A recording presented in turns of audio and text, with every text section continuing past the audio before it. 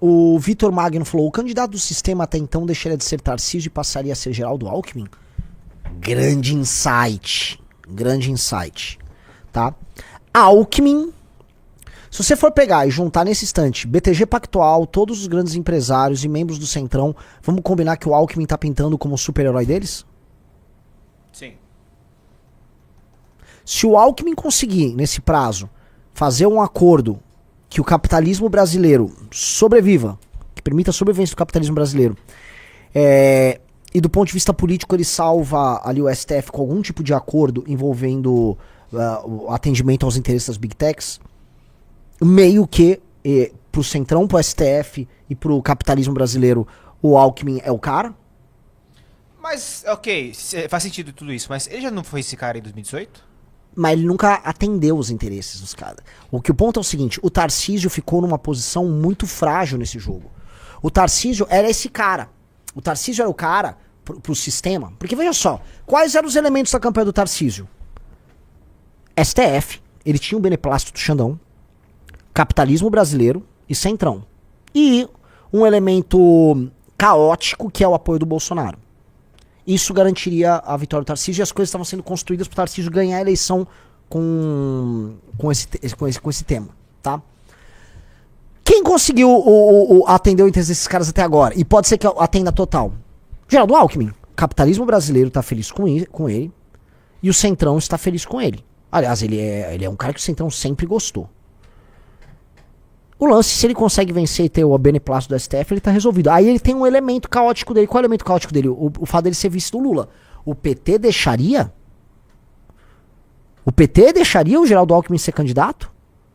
O PT nunca adotou essa postura. Agora, o Alckmin se qualifica como candidato fazendo isso.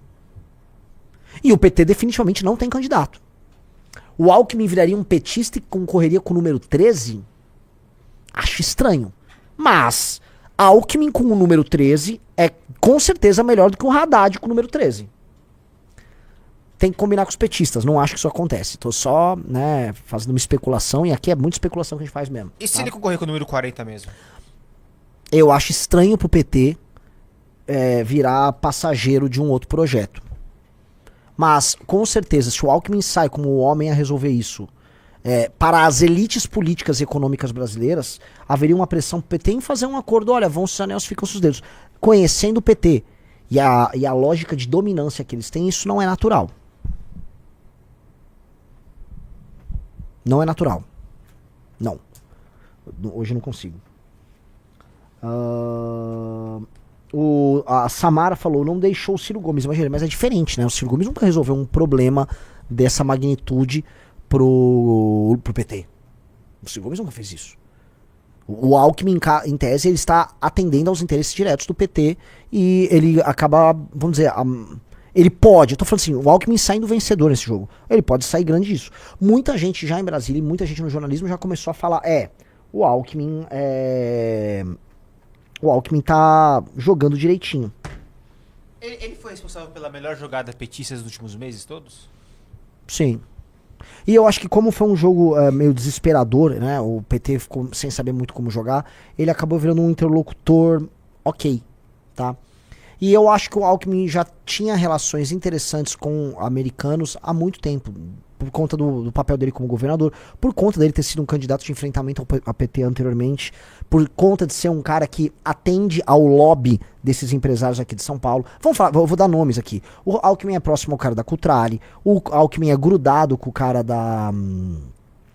com aquele cara que a gente odeia, o Rubens Ometo, é grudado com o Alckmin, não que seja por conta disso, mas o Alckmin é do Vale do Paraíba. Opa! Né? Então o Alckmin, que é a terra da Embraer, pra dar um exemplo. Então o Alckmin tem contato com esse lobby. E o Alckmin é muito bem quisto pelo STF. Na verdade, gente, o Alexandre de Moraes, ele era secretário do Alckmin. É verdade. E o Alexandre de Moraes foi colocado no governo Temer num arranjo que envolvia o Geraldo Alckmin. Só pra avisar pra vocês. O Alckmin, o Alexandre de Moraes foi um nome de consenso entre Temer e Geraldo Alckmin. Tá?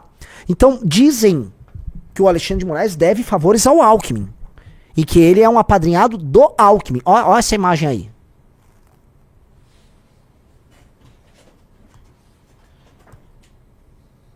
Falando em contatos empresários também, né? Pois é. E, na verdade, o Alckmin, como vice do Lula, fazia parte do casamento do establishment daquela chapa, que é o do Lula, que é a chapa do sistema. Que era uma chapa que fala assim, ó, a gente tá pegando tucanos, desse bloco que representa empresários, setores. Mesmo o PSDB tendo morrido. O PSDB morreu no processo. O PSDB virou uma casca institucional que morreu. Mas o grupo ficou representado ali pelo Alckmin, foi pro PSB. Tá? Então o Alexandre de Moraes e o Alckmin têm uma relação muito próxima. E talvez boa parte desse jogo que ninguém tá vendo tá aí. Olha só que interessante. Tá na relação Alckmin-Moraes, na construção Alckmin-Moraes, e o Alckmin em nome do governo e o Moraes em nome do STF, jogando e buscando uma saída múltipla. É bem curiosa, é bem interessante essa análise. E novamente são coisas que você vê no Análises Renais. Bem interessante isso aqui. Um cara colocou assim, e uma chapa Alckmin presidente, Haddad vice, Rafael Almeida Riso. Peraí, tô escrito pro Renato aqui agora. É a chapa perfeita dos caras. E num cenário que o Tarcísio não é candidato.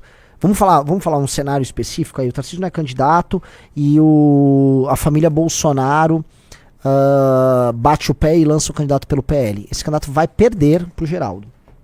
Porque o Centrão não iria com os Bolsonaro, entendeu? Entendi. O Centrão iria com o Geraldo.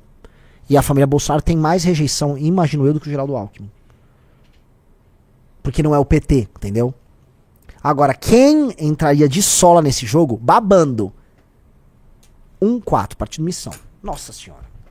E pra uma eleição que tem um membro da família Bolsonaro e um Geraldo Alckmin traidor do povo de São Paulo, com o PT, pelo amor de Deus, vamos chutar a porta, vamos... Nossa onça vai rugir, cara. Rugir não, que a onça não ruge, faz um outro barulho, esqueci o nome do barulho que a onça faz. Mas